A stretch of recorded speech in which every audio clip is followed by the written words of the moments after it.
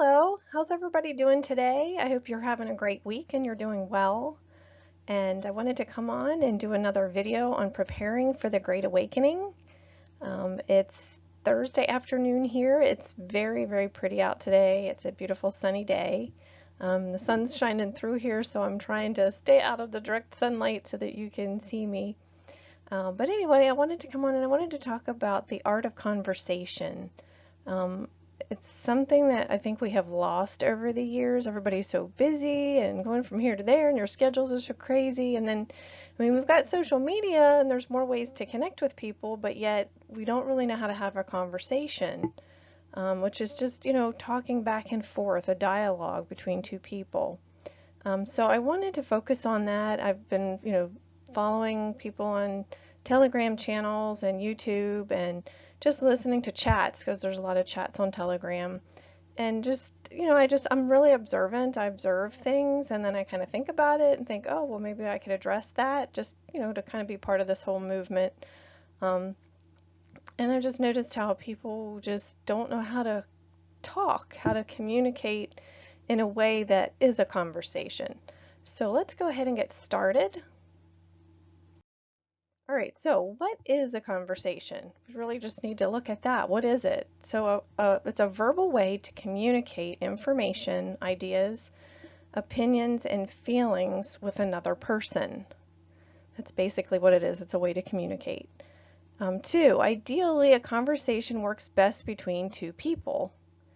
I've found that, at least for me, it works best. Not that you can't have a conversation with three people or more, but you can. But ideally, it's best between two people. The third one there, conversations can also occur between three or more people, but this can have some challenges, and there will be different dynamics to deal with. So, instead of the conversation, as a dialogue back and forth, you've got another person or several people in the conversation, so trying to make sure everybody gets a turn to say something, and then you've got different personalities, and so there's a lot more dynamics to deal with when you have more than two people.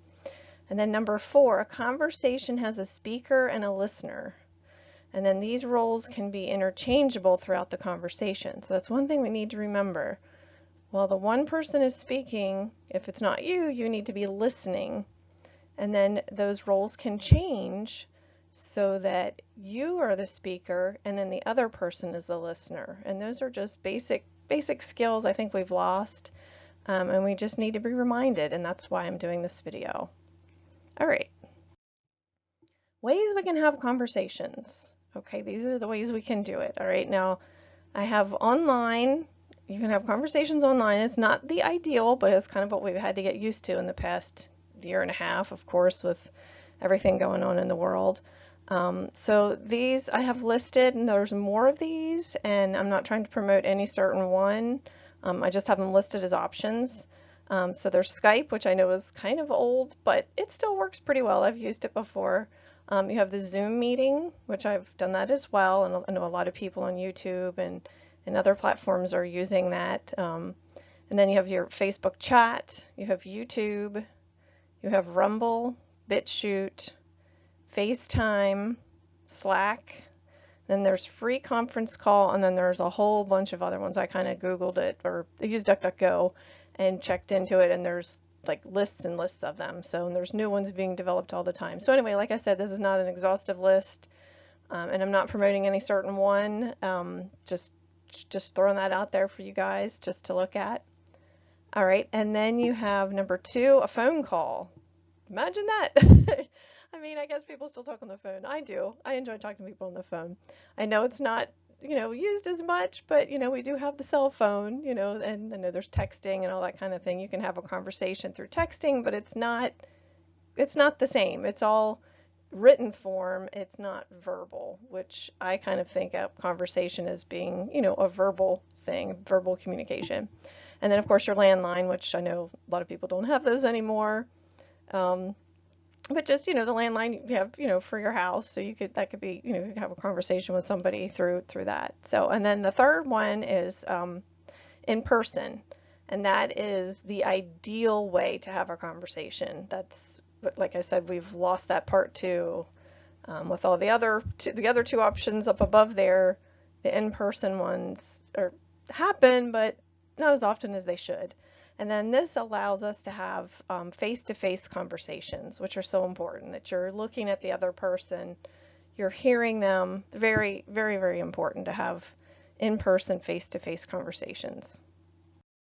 All right, so this slide has types of conversations, and there are many types, and I have 8, but like there could be more. This is not an exhaustive list.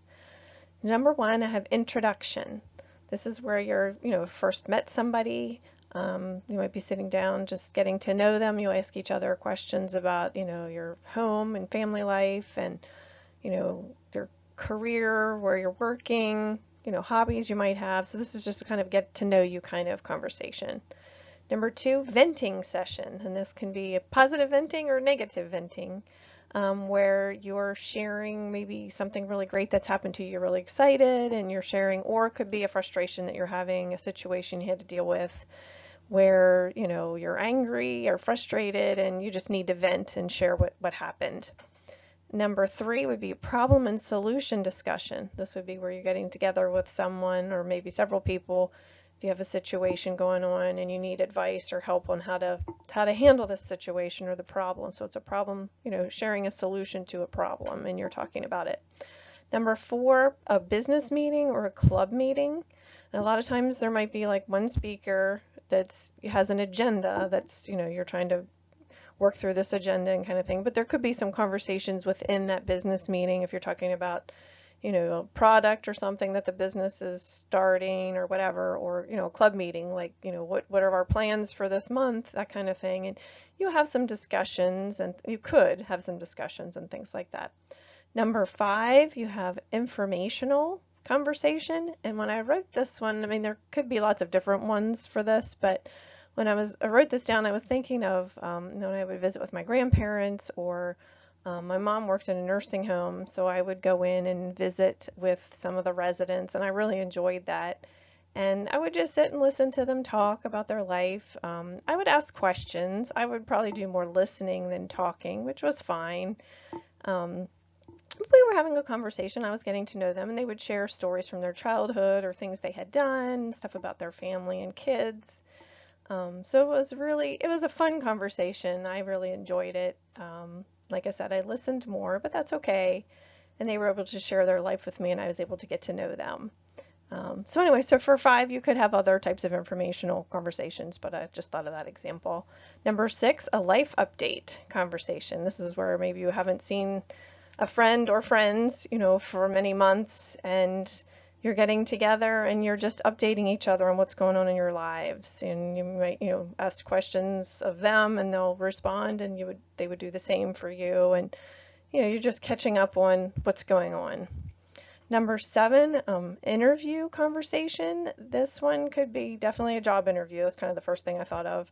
A job interview where, the person who's interviewing is asking you questions and you're responding, and then they might respond back. So it is a type of conversation. It's a little more formal, especially, for a job interview. But another type of interview might be, an interview on, for, news, or it could be, for, on Telegram or YouTube, interviewing somebody else. So that might be formal, but not quite as formal. So it just depends on what the interview is. And then number 8, a family meeting.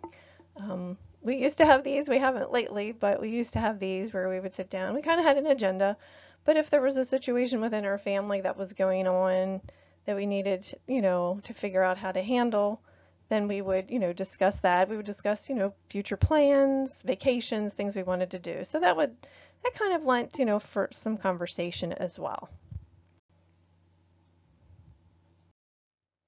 All right, so some things to consider when you're having a conversation. What is the purpose of your conversation? Why are you getting together with this person or these people?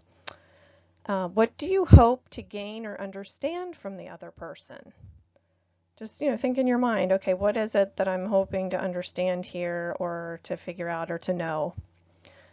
The next one, why are you meeting with this person or this group? So that kind of goes back to the list I just went over. You know, it could be a business meeting, club meeting, it could be anything. All right, the next one. Do you plan to listen more than speak? So like I, did with the informational type of conversation, I listened more. Will you be able to ask questions? And then maybe you might want to think ahead of time of, what some of your questions might be. Do you see this conversation as a dialogue, meaning, a back and forth kind of thing, or is it just like a one-sided? Because then you're kind of like, well, it's probably not a conversation then if it's just one-sided. The next one, what will you do if the conversation becomes heated or uncomfortable? And I know we've not dealt with this kind of thing. In fact, it turns really ugly really quickly because people get offended and get mad and they start doing the name calling or shutting somebody else down or just walking away. It's like we really don't know how to handle it when somebody's talking about something uncomfortable. Instead of, asking more questions, we go the opposite direction. All right, can you agree to disagree with the other person or the people in the group? So instead of, then it would become even more heated. Can you agree to disagree? The next one, can you take time away from the conversation to consider the other person's point of view? That takes some time and some effort, and unfortunately I think we've kind of gotten away from that. Maybe not everybody, but just I think we've gotten away from taking time away to think about the other person's point of view, their perspective. All right, the last one there. Will you have another opportunity to continue this conversation? So maybe if you leave it and you be like, well, can we talk some more about this? I'd like to know more. Be open to that. So these are just some questions for you to consider when you're thinking about having a conversation with someone or several people. All right. So what is dialogue? You hear that. That's part of conversation. Dialogue, which is spoken words between two or more people, should occur as a back and forth exchange. So, like a person asks a question, the other person might answer it, kind of thing, just to give you an idea. We read dialogue when we read books, especially, like novels and things like that, newspapers, magazines. We listen to dialogue in movies, shows, it could be TV shows, plays, and at meetings. Okay, so that's where we hear dialogue a lot. All right, a dialogue is not a one-sided conversation, all right? So you have one person that's speaking while another person is listening, and there could be more than one person listening, granted. And then these roles can reverse for the dialogue to continue. So, when the person that's speaking then could be the person that's listening and so on. So it would, it would be reversed and everybody would be taking turns. So then a monologue is actually a one-sided presentation or speech. So you could consider, a lot of the videos that are created and shared by some of the people that are, truth tellers on social media, like especially like the videos I'm doing, it's one-sided in that, I'm the one presenting the information and you're hearing it. Now, granted, I like to have your comments down below, and I like to respond to those, but that's just an example. So just understanding the difference between a dialogue and a monologue is very, very important. All right, so important parts of dialogue. So there's several parts. Questions. So questions, they start the conversation and they can keep the conversation going. Responses. They allow for someone to share their answers to your questions, or it could be their thoughts or opinions as well, or information that they have. Okay, listening is very, very critical in dialogue. All right, so these pauses allow for careful listening and consideration. Okay, so if you think about it, listening is pausing and actually hearing what the other person is saying. Thinking, we need to be doing more of this as well, thinking.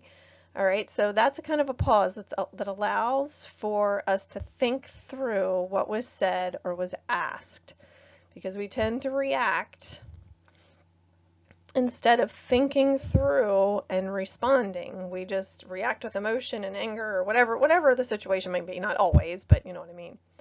Okay, body language is very, very important, especially if you are in person and face to face. It's harder to do, you can't see body language when you're talking to somebody on, your cell phone or a landline kind of thing. But sometimes on the online ones, but most of the time the in-person face-to-face body language will help you with understanding the dialogue, okay? So this can show whether you or the other person are really listening or paying attention. Plus you can also tell if that other person is angry or upset by their body language. And it would be cool to do a video on body language, so maybe I'll think about doing that later. Anyway, all right, lastly we have courtesy. Okay, this shows kindness and respect to the person or persons that you are talking with. And this is just, manners, being kind and respectful and caring about that other person. All right, so let's review about a conversation. All right, number 1, know your purpose. Why are you having this conversation with this person or people? Number 2, know what kind of conversation you are having. Okay, so go back to the slide that had the types of conversations. Number 3, know that your participation as a listener and a speaker are both important. And it's also important for the other people in the conversation as well to know, because you need to give each other a chance to, to speak and to listen as well.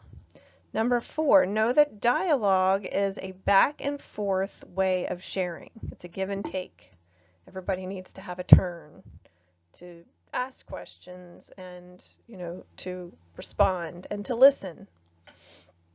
Number 5, know that your tone of voice and body language are also communicating, and this is especially for the in-person, face-to-face conversations. And then number 6, know how to be respectful, courteous, and kind in all conversations. And that's just pretty much, loving your neighbor and, caring enough about them to hear what they have to say and ask more questions. And here again, we need to be doing this for each other, the golden rule. And lastly, I wanted to look at God's Word and what His Word has to say about our speech and our words and the power of our tongue.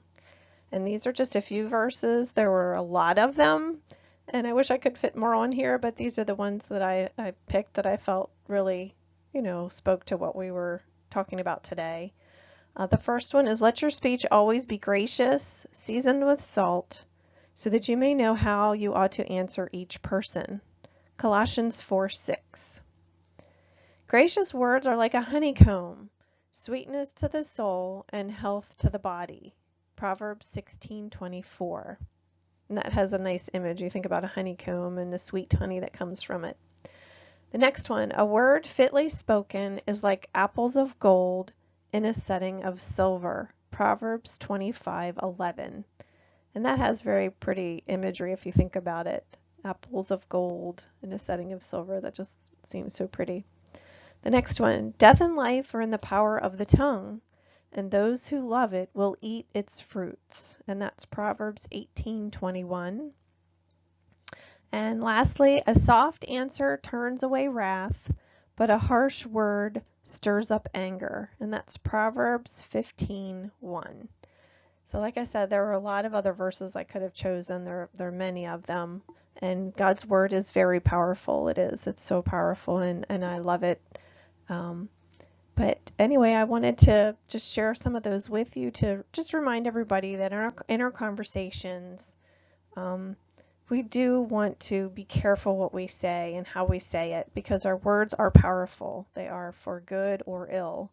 So just a reminder there, and I appreciate you watching this video, and I hope you learned a lot about the art of conversation and dialogue and how important it is, and something that we need to relearn.